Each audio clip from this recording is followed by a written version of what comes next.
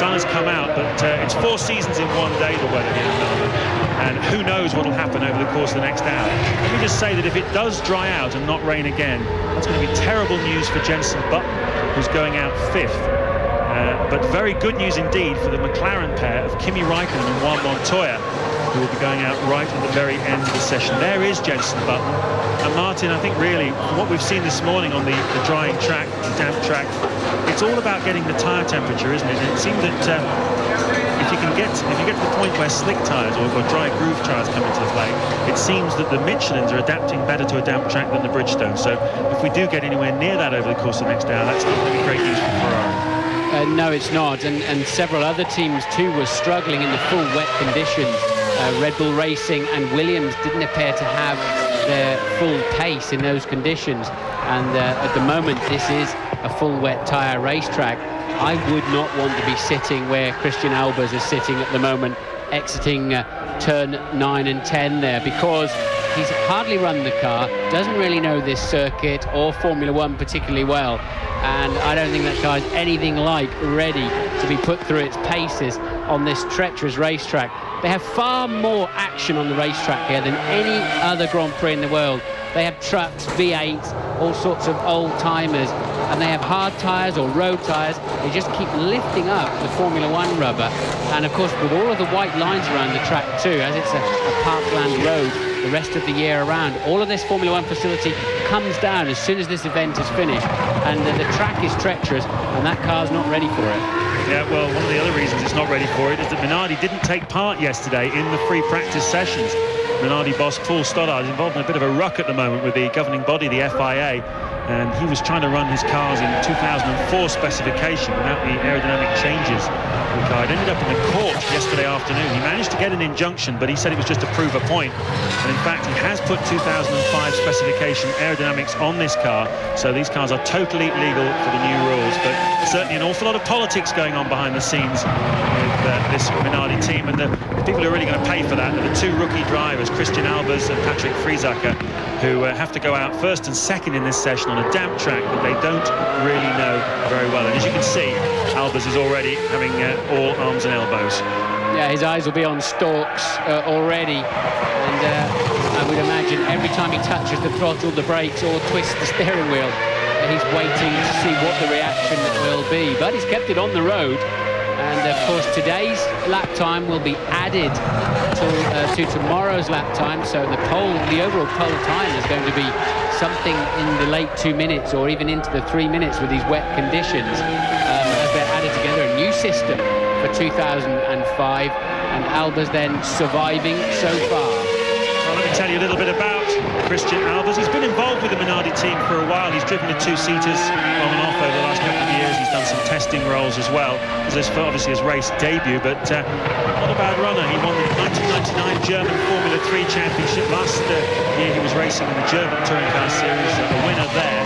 25-year-old. And he's been knocking on the door of Formula 1 for some time, helped certainly by a tremendous appetite within Holland to invest in Formula 1. There's plenty of Dutch sponsors lining up to back the right driver. And Paul Stoddard believes that in Christian Albers he has the right driver here. A young and quite dynamic lineup, certainly the best two Minardi drivers for quite some time. Across the line then goes Albers, 1:49.2. It's difficult to give you a reference, but a dry pole time here would have been something in the mid 1:20s. Yeah, I would. A wet time is a low 1:40s. I actually think he did a very, very good job there, Christian Albers. And at least he set some kind of target, kept it on the road. Others may not. And now his teammate Friesacher has got to do the same thing. We're hearing that about 40 minutes past the hour, which will be 1:40 here in Melbourne, we could see a very heavy downpour, apparently it is forecast. Can't see it out of the window at the moment, but the wind is strong and the clouds are moving quickly. Well, we saw that earlier on. It dried out. It was exactly like this during free practice, and it didn't rain again during the practice session. A dry line appeared. They did actually get onto the grooved tyres, and then literally 35-40 minutes ago it absolutely tipped it down. So it's quite possible it could happen again during the course of this session. That would be terrible news for the likes of Alonso, Barrichello, Raikkonen and Montoya, who will be the last to go out. This is Patrick Friesacher then in the second of the Minardi entries. Austrian driver, one of two Austrians in the field, 24 years of age. He's the youngest of the 4 rookies starting here in Melbourne. He spent the last couple of years in International Formula 3000, twice a winner in that series, and well, another reasonably handy driver. Yes, I have to say he's not a driver that really got onto my radar as heading towards Formula 1 particularly, but he's here nonetheless. His best part of 0.8 of a second down as he's wrestling the car across the white lines in that fast chicane. And Bridgestone tyres, of course, on the Minardi, as with the Jordan, and then only the Ferrari team are the Bridgestone runners, so they carry a heavy workload at Ferrari to match all the other front runners on the Michelins. Well, let's see how confident he's feeling, because he had a big spin this morning. You can see his hands gingerly working the steering wheel, watching those curves, the paint on them, very tricky, but he's coming out of turn 16 now, the last corner of the lap, and he has managed to make it round. He's going to be slower than his teammate, though, by 1.6 seconds. So that lap of Albers comes into perspective. Only 2 runners gone then so far, and in a minute we'll have Narain Karthikeyan, another rookie in the Jordan. But first, let's hear from Ted Kravitz in the pits. Yes, James, they had to change the whole rear end on Karthikeyan's Jordan after that fire and the spin you saw earlier. But I was just having a look at Narain. He looked so nervous before this run. He's hardly had any laps today, and we've seen that he's liable to overdrive the car when the pressure is on, like it is now. By the way, guys, down here, massive crosswind across the start-finish line. That is going to be such a factor. Yeah, it helps you into turn 1 because you're braking down into the wind, so you've got more downforce.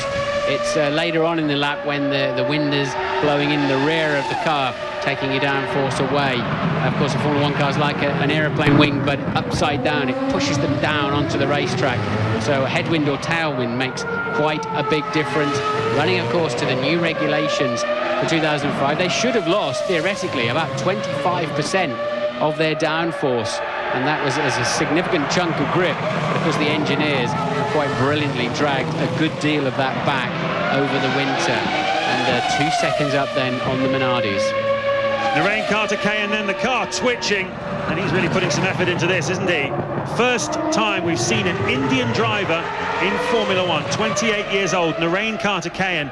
He's been on a lot of people's radars for quite a long time. I've seen a fair bit of him in Macau Grand Prix. He stuck it on pole position there at Macau, which is no mean feat. That's the blue ribbon event for Formula 3. Raced in British Formula 3 with Trevor Carlin, who was enormously successful there. He is now the sporting director of the Jordan team, with Eddie Jordan having sold out to the Midland Group. And Trevor Carlin, a very competent man.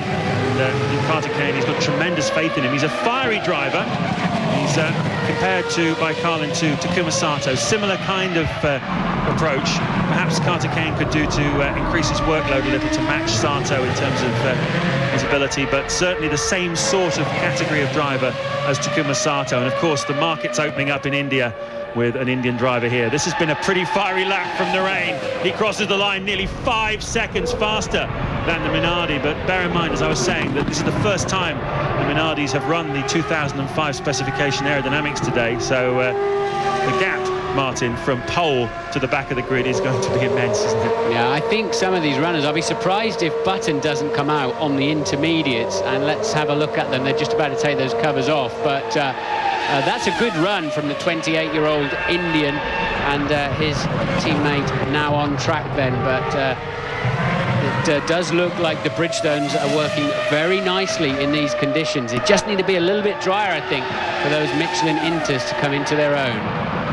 First look then at the final of the 4 rookies. Tiago Monteiro from Portugal. Got a bit of a problem there with the pickup of the throttle. Very, very slow out of that corner. You can hear the traction control chuntering away there. 28 years old from Portugal. First Portuguese driver in Formula 1 since Pedro Lamy back in the early 1990s. A much more measured individual than Narain Karthikeyan. Thinking driver, possibly done most of his racing in France, where he raced in French Formula 3. Done a little bit of IndyCar as well, but perhaps the least experienced in a way of the 4 rookies we've got. So new for 2005 then, the current pole sitter in this first qualifying, always sitting up in the top left-hand corner of your screen. That is why Karthikeyan's name is up there. And then the 2 yellow zones on the right-hand side demonstrate that This car, Monteiro, his teammate, is slower in Sector 1 and Sector 2. If he was faster, it would have gone green, and that will help us through this aggregate process. Gone very deep in there on the brakes, but got away with it. So the Jordan making its way around. You can see the track drying out, and obviously with only single cars going out at a time, it takes a lot longer for a track to dry out. This morning in the free practice session with everybody out on track, it dried up pretty quickly over the course of about 15 or 20 minutes, but it's going to take a lot longer here. As Monteiro comes out, he's going to be slower than Karthikeyan. He has been in sectors 1 and 2. He's a lot slower, 2.5 seconds. Fairly ginger lap then from Thiago Monteiro. We'll find out where that puts him a little bit later on. Next man to come out on track then will be Jenson Button. We are going in the order of the Brazilian Grand Prix, the last race of last season. There's Pierre Dupasquier from Michelin looking up to see if that rain that we've heard mentioned is on its way. But, well, Button, the first man to retire then from the final race of 2004, if you remember, the engine failure at Indianapolis. So he's the first man to come out on track, apart from the rookies who were sent out. And this is really bad news for Jenson Button. If this track is drying out, this is bad news. We're told he's on the Michelin intermediate tyre from our F1 ITV pit crew, and this is an awkward moment for Jenson Button. Yeah, as he mats Karthikeyan's outlap second and third sectors, just checking the track out. So we've got to be looking at Jenson now to go comfortably fastest, the first of the Michelin runners, as you say. And the track looks absolutely ready for these inters. There's a little bit of standing water, but unless you've got actual puddles, these tyres can cope with it as long as you can keep enough heat in them. But only a quarter of a second up. Now that is surprising. I thought he'd take a bigger chunk than that in the first sector, but you can see that sector's gone green on the map. That's just disappeared from the right-hand side of your screen. And then looking neat and tidy. Depends how the weather unfolds as to just how lucky or unlucky he is. But at the moment, it's clearly some drivers are going to have a drier racetrack to have a go at, James. Yep, there's going to be a golden shot for someone. It's going to be about being on the track at the right moment and having the right tyres on your car. As I said before, it's all about getting temperature into those tyres. It's exponential. The hotter they get, suddenly the performance curve just goes right up, and the differential is enormous. You can make seconds, whole seconds, by having the whole setup right then. Jenson Button going into his 6th season in Formula 1. Third year with the BAR team, now established as a front runner, and well, looking for a race win. Nothing less for Jenson in 2005 will be satisfactory. Exits turn 16, and how much of a space has he put between himself and Karthikeyan? And it's 2.8 seconds. It's the low 1 minute 40s we're expecting in these track conditions.